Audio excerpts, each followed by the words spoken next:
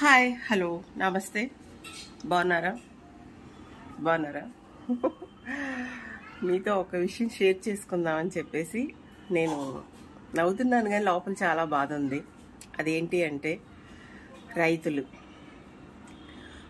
పండిస్తేనే మనకి ఫుడ్, రైతులు కష్టపడితేనే మనకు అన్నం. రైతులు ఎండనక వాననక పగలనక నైట్ అనక కష్టపడుతూనే ఉంటారు. నా చిన్నప్పుడు ఒకసారి పెద్ద గాలివాన వచ్చింది. గాలివాన వస్తే మా పెద్దన్నయ్య పొలం అసలు అప్పుడే మా నాన్న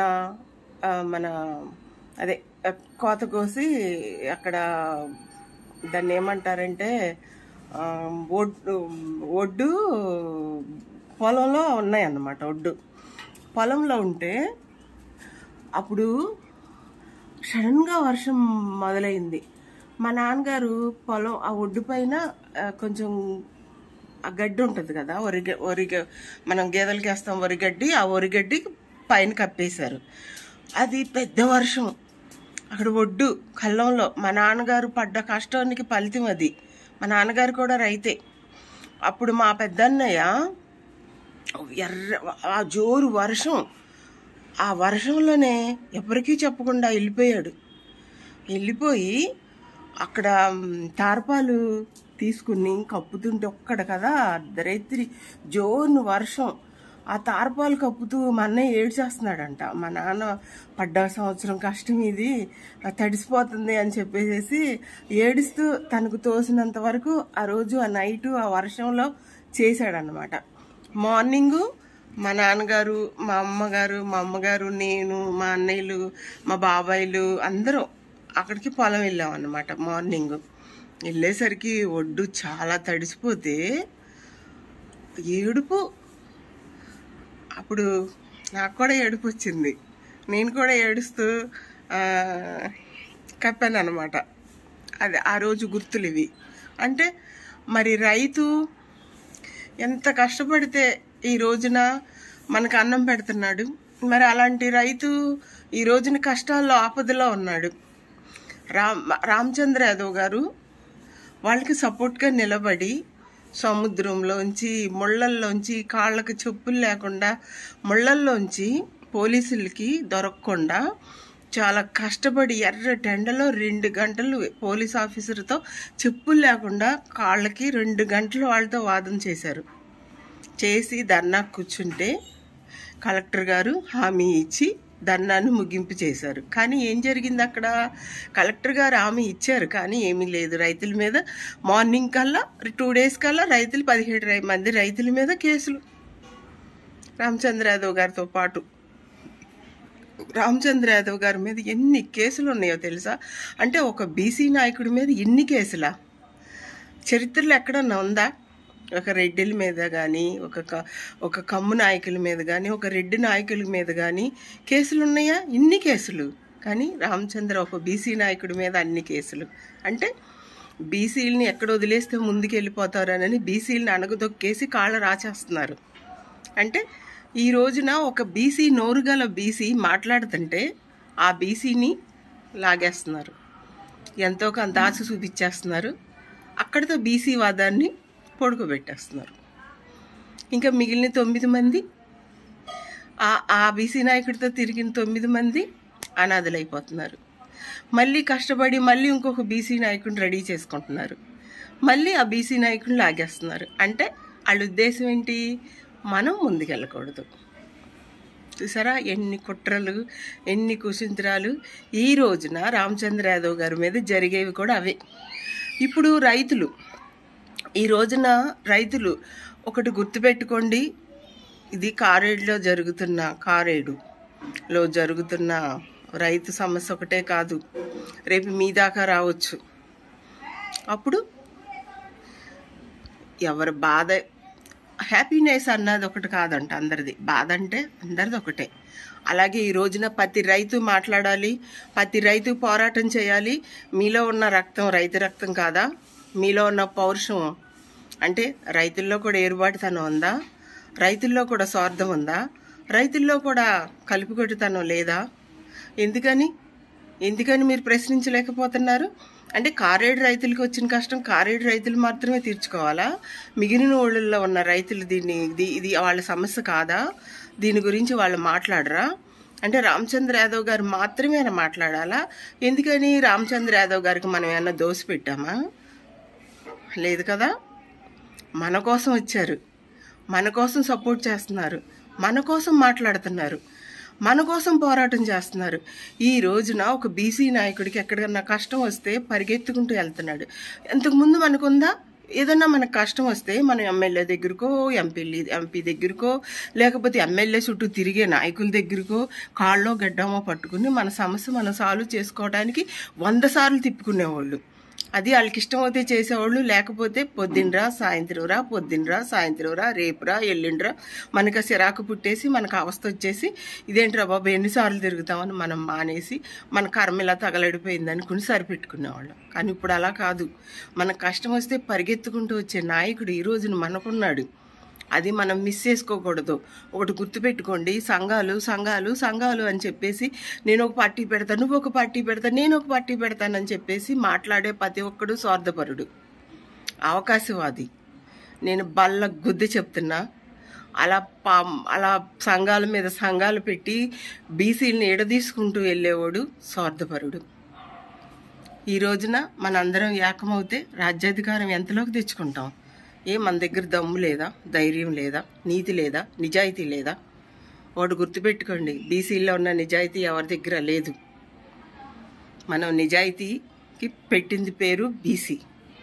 ఎస్సీ ఎస్టీ మైనార్టీలను కలుపుకుని మనం ముందుకెళ్తే ఎంతలోకి రాజ్యాధికారం తీసుకొచ్చేది?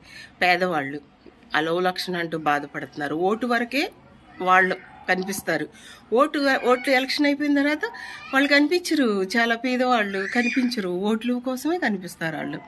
మరి వీళ్ళందరినీ ఆదుకోవడానికి ఉన్న ఒకే ఒక్క నాయకుడు రామచంద్ర యాదవ్ గారు. ఈరోజు కారేడు రైతుల గురించి ప్రతి ఒక్కళ్ళు కూడా ముందుకు రావాలి, రామచంద్ర యాదవ్ గారికి సపోర్ట్ చేయాలి. రైతే రాజు అంటారు, రైతు లేనిదే ఫుడ్ లేదు మనకి. రైతు రాజు అంటారు. ఎక్కడ రాజు అయ్యాడు రైతు? పేదవాడే. రైతు ఎప్పుడు పేదవాడే. ఆ రైతు పండించే పంట కొనుక్కునే దళారులు, బడా నాయకులు రాజు అవుతున్నారు. కానీ రైతు ఎప్పుడు రాజు కాలేదు. అయ్యాడా? ఒక సినిమా వాడు కానీ, ఒక బిజినెస్ మ్యాన్ కానీ, ఒక వ్యాపారస్తుడు కానీ ఎవరైనా సరే రైతుల గురించి స్టేజ్ల మీద మాట్లాడుకుంటారో, ఒక సెల్యూట్ చేస్తారో తప్ప రైతును ఆదుకుంటున్నారా? 1 కోటి రూపాయలు ఫండ్ ఇస్తారు రైతుకి. ఏదన్నా కష్టం, ఏదో తుఫానో వరదవో ఏదో ఒకటి వస్తుంది. వచ్చినప్పుడు సినిమా వాళ్ళు ఎవరో మంచి మనసు ఉన్నవాళ్ళు ప్రభుత్వానికి ఫండ్ ఇస్తున్నారు. ఆ ఫండ్ రైతులకి ఎంతవరకు అందుతుంది? 10,000, 5,000, లేదా మా అయితే ఒక 15,000. ఆ రైతుకి పడ్డ కష్టానికి అవి సరిపోతాయా? సరిపోవు కదా. ఆ సినిమా వాళ్ళే ఆ రైతుల దగ్గరికి వచ్చి తలా 1,00,000 రూపాయలు ఇస్తే వాళ్ళు సొమ్మేం పోద్ది చెప్పండి? రైతు కష్టానికి ఇలువ కట్టిన వాళ్ళు అవుతారు కదా, రైతుని ఆదుకున్న వాళ్ళు అవుతారు కదా. మనం కొంటేనే కదా టిక్కెట్ ఈరోజు 4 బతుకు. మనం చూడకపోతే వాళ్ళకి బతికే లేదు. కాబట్టి ప్రతి సినిమా వాళ్ళు కూడా రైతుల గురించి ఆలోచించాలి, రైతులకు సపోర్ట్ చేయాలి. సినిమా వాళ్ళే కాదు, ఎంప్లాయీస్ కానీ, ఒక సొసైటీలో ఉన్న ప్రతి ఒక్క వ్యక్తికి బాధ్యత ఉంది రైతుకి సపోర్ట్ చేయటం. ఆ రైతులు అల్లాడుతున్నారు, కన్నీరు మున్నీరుగా ఏడుస్తున్నారు, కన్నీరు మున్నీరుగా ప్రార్థిస్తున్నారు. రామచంద్ర యాదవ్ గారు తప్ప మాకు దిక్కు లేదు, మమ్మల్ని ఆదుకునే వాళ్ళు ఎవరు లేరని అలమటిస్తున్నారు. రామచంద్ర యాదవ్ గారు నా ప్రాణం పోయినా సరే మిమ్మల్ని మీ భూమిని నేను కాపాడుతానని చెప్పిన దమ్మున్న ఒకే ఒక్క నాయకుడు రామచంద్ర యాదవ్ గారు. ఆ విషయం మీకు తెలుసు కదా. మరి ఎవ్వరూ కూడా వాళ్ళని సపోర్ట్ చేయకుండా రామచంద్ర యాదవ్ గారు లోపల ఆ రైతులను కలవటానికి కూడా వెళ్ళకుండా గిరిజన మహిళల్ని అరెస్ట్ చేస్తే వాళ్ళు పలకరించడానికి ఆయన వెళ్ళింది ధర్నాకి కాదు, ఏమీ కాదు, దానికి కూడా ఆయన అలౌ చేయాలి. అంటే ఇదేనా రాజ్యాధికారం? చంద్రబాబు నాయుడు గారు మరి ఆ రోజున మీరు పవన్ కళ్యాణ్ గారు, జగన్మోహన్ రెడ్డి మమ్మల్ని ఏమీ చేయనవట్లేదు, మమ్మల్ని ఎక్కడికి వెళ్ళనవట్లేదు, మాతో మమ్మల్ని హింస పెడుతున్నారు, మమ్మల్ని ఆపేస్తున్నారు, ఇన్ని మాటలు మాట్లాడారు కదా, మిమ్మల్ని జైల్లో పెడితే కూడా మేము ఎంత పోరాటం చేసాం, ఈ వయసులో ఆయన జైల్లో పెడతారా అని చెప్పేసి మేము ఎన్ని పోరాటాలు చేసాం మీకోసం. మరి మీకు ఆ కృతజ్ఞత ఏమైపోయింది చంద్రబాబు నాయుడు గారు? ఈ రోజున ఆ రైతులను అలా ఏడిపిస్తున్నారు. ఆ రైతులకు సపోర్ట్కి వెళ్ళే రామచంద్ర యాదవ్ గారు ఒక గిరిజన మహిళల్ని అరెస్ట్ చేస్తే ఆయన వెళ్ళి పలకరించడానికి కూడా ఆయనకు అధికారం లేదా? ఆయన ఒక పార్టీ, 2 రాష్ట్రాల్లో పార్టీ పెట్టిన ఒక అధినాయకుడు, ఒక రాష్ట్ర అధ్యక్షుడికి కూడా పర్మిషన్ లేకపోతే సామాన్యుల పరిస్థితి ఏంటి అని మేము బీసీవై కార్యకర్తలను ప్రశ్నిస్తున్నాం. చంద్రబాబు నాయుడు గారు ఆ రోజు మీకు తప్పు అనిపించింది, ఈ రోజు మీకు తప్పు అనిపించట్లా. Nice joke. చంద్రబాబు నాయుడు గారు ప్లీజ్ ఆ రైతుల్ని వదిలేయండి, రైతుల భూములు వదిలేసండి. ఇంకా చాలా భూములు ఉన్నాయి, అది చూసుకోండి. ఆ రైతులు వాళ్ళ భూములు ఇవ్వటానికి వాళ్ళకి ఇష్టం లేదు. అలాంటప్పుడు దౌర్జన్యంగా తీసుకోవడానికి మీరెవరు? మీకు అధికారం కట్టబెట్టింది మేము, మమ్మల్ని మీరు తొక్కేయాలని చూస్తున్నారా? మీకు అధికారం కట్టబెట్టింది మమ్మల్ని ఎలా తొక్కేస్తారు మీరు? మమ్మల్ని ఎలా కాలు రాయాలని చూస్తారు? అంటే మేము ప్రశ్నించే అధికారం మాకు లేదా? మీకు ఓటేసాం మేము అంటే మేము ఈ రోజున మిమ్మల్ని ప్రశ్నించకూడదని ఏ రాజ్యాంగంలో రాసింది? అంటే ఓటు వరకేనా మాకు మీరు ఇచ్చే విలువ? ఓటు తర్వాత మాకు విలువ లేదా? రేపు పొద్దున్న ఎలక్షన్స్ రావా? అంటే మాకు బుద్ధి లేదు, మిమ్మల్ని ఎంత తొక్కేసినా మీకు సిగ్గు లేకుండా మాకే ఓట్లేస్తారని చెప్పేసి మీ అభిప్రాయమా? అది ఇంతవరకు రోజులు.